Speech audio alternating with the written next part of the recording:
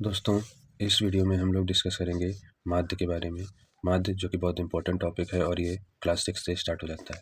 माध्य को हम इंग्लिश में मीन भी कहते हैं और ये एक्चुअली माध्य का मतलब होता है किसी भी नंबर सीरीज़ का मिड पॉइंट या मध्य का बिंदु, इसी को एक्सपेंड करके माध्य लिखा गया है। फ्रेंड्स, माध्य को हम एवरेज भी कह सकते हैं। Average, average. ओके, अब एवरेज कैसे फ्रेंड्स? हमने एवरेज के क्वेश्चंस पहले सॉल्व किए हुए हैं और इसका फार्मूला क्या होता था? फार्मूला होता था sum of observation upon number of observation. तो ये एवरेज का फार्मूला होता था। सेम प्रोसेस या सेम फार्मूला हम लोग माध्य के लिए भी यूज़ करते हैं। इसी को हिंदी में फ्रेंड्स क्या कहते थे?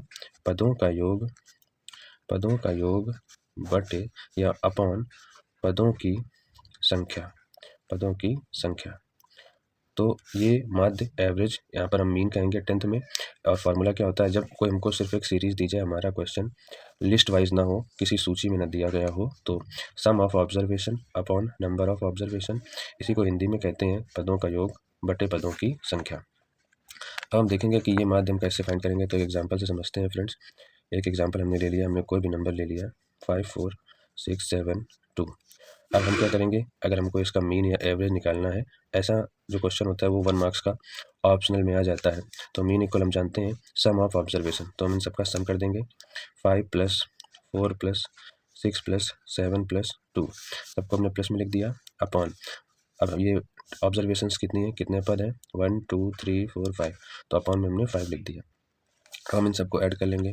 5 4 9 9 6 15 15 7 22 22 + 2 24 24 अपॉन 5।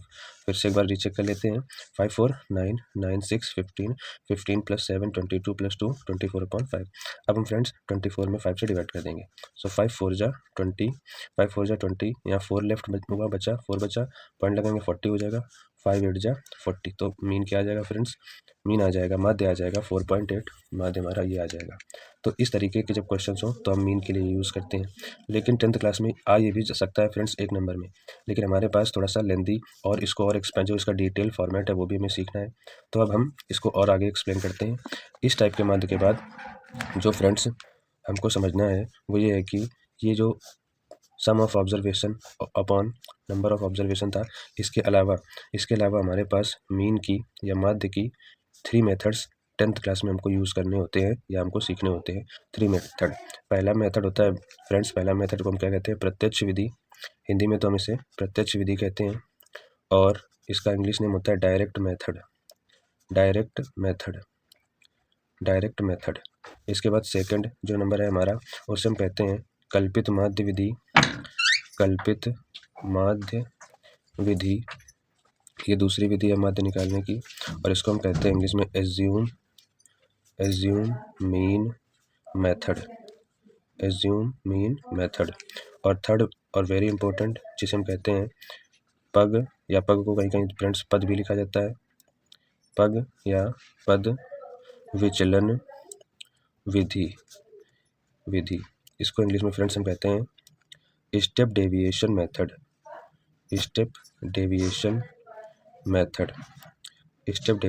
मेथड। क्लास 10th में माध्य या मीन निकालने के लिए ये 3 विधियां हैं, तीनों को ही हम स्टेप वाइज सीखेंगे। पहले हम इनका इंट्रोडक्शन समझते हैं।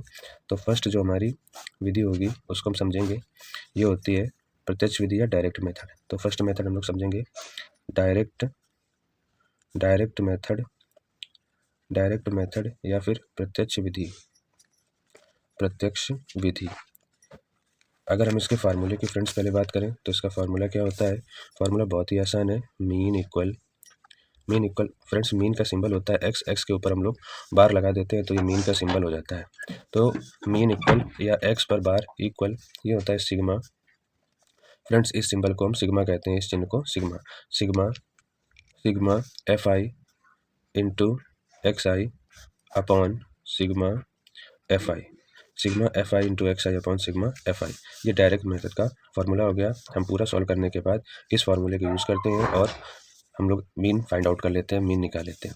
जो हमारी सेकंड हमारा जो मेथड था जिसे हम कल्पित माध्य विधि कह रहे हैं, assume mean method, assume mean method, it means कल्पित माध्य विधि, कल्पित माध्य विधि। फ्रेंड्स इसका फॉर्मूला क्या होता है? तो मीन इक्वल, ये थोड़ा सा इससे लेंदी हो जाता है लेकिन कंपैरिजन में इसमें कैलकुलेशन कम होती है।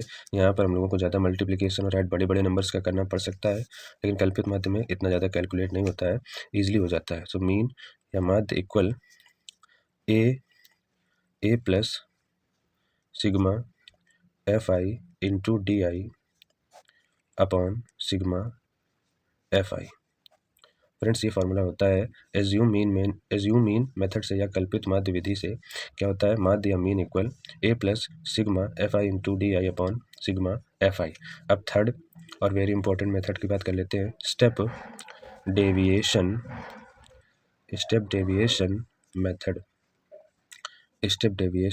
मेथड, या इसको हम कह सकते हैं पद विचलन विधि। दोस्तों इसको और हम लोग डिटेल में समझेंगे, पहले इसका फॉर्मूला देख लेते हैं। तो फ्रेंड्स मीन और एक्स पर बार इक्वल, इसमें भी friends A plus sigma F I into you I upon sigma F I और इंटू में एच, ये स्टेप डेविएशन मेथड या पद विचलन विधि का फॉर्मूला होता है। अब हम लोग इसको थोड़ा फार्मूले को समझते हैं फ्रेंड्स। तो जो ए होता है, ए तो हमको कंसीडर करना पड़ता है, मानना पड़ता है। जब हम लोग एक्स आई निकालेंगे तो उसी में जो बीच का पद होगा वो हमारा ए होता है। एफ आई जो होता है वो फ्रीक्वेंसी यानी बारंबारता होती है, और ये जो बीच का पद हम लोग जो सिलेक्ट करते हैं उसमें जो एफ आई के कॉलम में जो आता है वही हमारा एफ आई होता है, और यू आई हम लोग कैलकुलेट करते हैं। और हाइट क्या होती है? हाइट फ्रेंड्स होती है जो हमारा क्लास इंटरवल होता है, जिसे हम वर्ग अंतराल कहते हैं हिंदी में। तो वर्ग अंतराल का जो अंतर होता है, वर्ग अंतराल का अंतर, या हम ये कह सकते हैं जो गैप होता है, जिसको अगर हम फार्मूले की लैंग्वेज में कहें तो हमारी जो अपर लिमिट होती है उससे हम लोअर लिमिट को माइनस करके निकालते हैं। यानी कह सकते हैं कि जो उच्च सीमा होती है, उच्च सीमा उससे निम्न सीमा को माइनस कर दिया जाता है, यानी हम ये कहते हैं upper limit minus lower limit, तो हमारा क्या जाता है? हाइट आ जाती है। तो ऐसे ही हम जब सारी चीज़ों को निकाल लेंगे तो बस हमें फार्मूले में पुट करना होगा। और एज्यूमिंग मेथड में भी यही, ए तो मैंने बता ही दिया, ए क्या होता है? जो मध्यमान का कॉलम होता है जिसे एक्स आई से प्रेजेंट करते हैं, उसका जो बीच का पद होता है वो ए होता है, और डी आई हम लोग कैलकुलेट करते हैं, एफ आई हमारा बारंबारता या फ्रीक्वेंसी का कॉलम होता है, और एक्स आई जो होता है, यहाँ पर एक चीज़ फ्रेंड्स और समझते हैं, जो हमारा एक्स आई है जिसे हम एक्स भी लिख सकते हैं, हिंदी में इसे मध्यमान कहते हैं, मध्यमान। ये फ्रेंड्स कैसे आता है? ये जब जो क्लास इंटरवल होता है उसकी जो upper limit plus lower limit, अगर मैं इसको हिंदी में लिख दूं तो निम्न सीमा प्लस उच्च सीमा निम्न सीमा और उच्च सीमा अपॉन 2, इसी को फ्रेंड्स हम इंग्लिश में क्या कहेंगे? Lower limit plus upper limit upon 2। तो इससे हम एक्स या एक्स आई को फाइंड आउट कर सकते हैं। दोस्तों यहाँ हम क्वेश्चन भी ले सकते हैं, लेकिन इससे हमारा वीडियो थोड़ा लंबा हो जाएगा। अब एक मेथड के हम एक एग्जाम्पल या 2 एग्जाम्पल का वीडियो बनाएंगे। आई होप इससे आपको काफ़ी हेल्प मिलेगी। इस इंट्रोडक्शन पार्ट से आपको माध्य का जो मीन का जो इंट्रोडक्शन है वो क्लियर हुआ होगा। Thank you.